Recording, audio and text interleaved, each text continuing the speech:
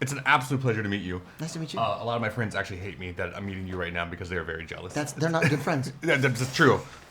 See? Who influenced your love of music growing up as a kid? Oh, everyone. I grew up in a house full of music, so it was a lot of Latin music and show tunes. Okay. My parents are of the generation that's collected cast albums, so a lot of Man of La Mancha, Camelot, Sound of Music, and then, Celia Cruz and Tito Puente and all the Latin greats. What is more terrifying, walking out onto a Broadway stage for your first time or walking out onto the stage of Saturday Night Live? Oh, Saturday Night Live by a long shot.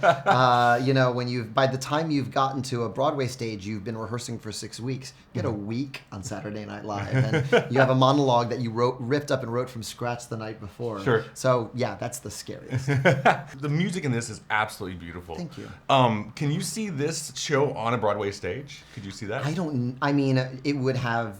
Yeah, sure. I never say never at the same time. Mm-hmm. The ocean's a character in this thing. So, you'd have to have a really brilliant director to figure out how to make that theatrically satisfying. Sure. It's a really fun challenge. So you've done television, movies, obviously Broadway. Is there any kind of a project that you want to tackle that you haven't done yet? Yeah, sure. I think my life right now, grateful for the success of Hamilton is sort of balancing the stories I still want to write and have been carrying around for a long time in my brain, and the opportunities that come up, like things like Moana and other opportunities. So it's always sort of that balance of the voice inside versus like the project that you kick yourself forever if you were a part of. So like I mentioned, the music in this is absolutely amazing.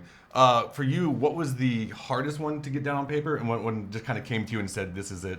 Pretty much simple. I think the easiest was actually Dwayne's tune, because it was like when you know the kind of personality and voice you're writing for, a lot of the work is done. It's like, I just got to earn the rock. I got to earn that kind of swagger. And then the hardest one, and the one I'm really most proud of, is Moana's song, How Far I'll Go. Sure. That's it's one thing to write a song where you're like, I hate it here, I want to get out of here.